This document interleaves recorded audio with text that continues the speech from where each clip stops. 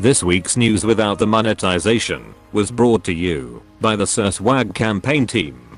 In Freedom Land, a 33-year-old man has died after setting himself on fire near the White House. At this time, there has been no identified motive. At the same time, 12 people are killed by a shooter in Virginia Beach, and less than a dozen people dressing up in bedsheets costs taxpayers $650,000. Meanwhile, New Zealand decides to shift parts of its budget to focus on well-being. The French Senate rejects plans for a Danny DeVito statue on top of the Notre-Dame, and Australian legend Egg Boy donates $100,000 to a good cause. At the same time, Mount Everest is getting too crowded. The president of the Philippines claims to have cured himself of being gay, and on this week 30 years ago in Tiananmen Square, absolutely nothing happened.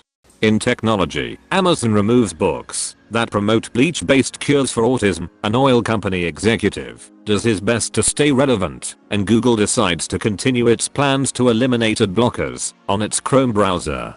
Meanwhile, the world's richest African American, Elon Musk, has built SpaceX to be worth more than Tesla. Bitcoin reaches its highest point of this year, and the ex-wife of the richest man in the world, Mackenzie Bezos, has decided to donate half her fortune to charity. What a fucking power play. In entertainment, a shit ton of film and television companies are boycotting the state of Georgia over a proposed abortion law. Aladdin makes $90 million in its first weekend, and Robert Pattinson has officially been cast as the new Batman. Moving on, both the next Kingsman movie and The Witcher television series have finished filming. In gaming, Norman Reedus and his baby fetus finally gets a release date of November 8th. The Last of Us 2 has been delayed until next year, and Anthem's content roadmap has removed all time frames and references to specific future content.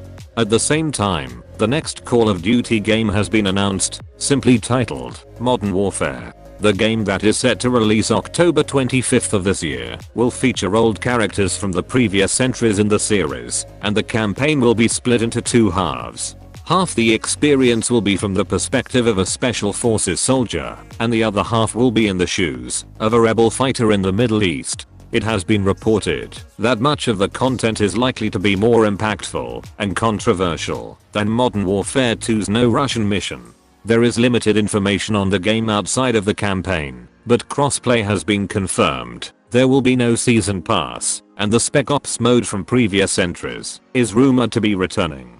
Lastly, Apex Legends Season 2 content will be announced next week. E3 starts in less than 7 days, and Ubisoft is reportedly developing an answer to Rocket League.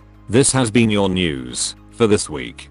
The Overwatch World Cup endorsement stage has finally finished, and I'm officially a candidate for the Australian community lead role. Overwatch players from Australia can now vote me for this job, or alternatively, vote for someone who isn't hard stuck in Diamond. In the next few days, I plan to make a video better detailing what I can do for the position, but viewers who can't wait for that shit can vote using the link in the description.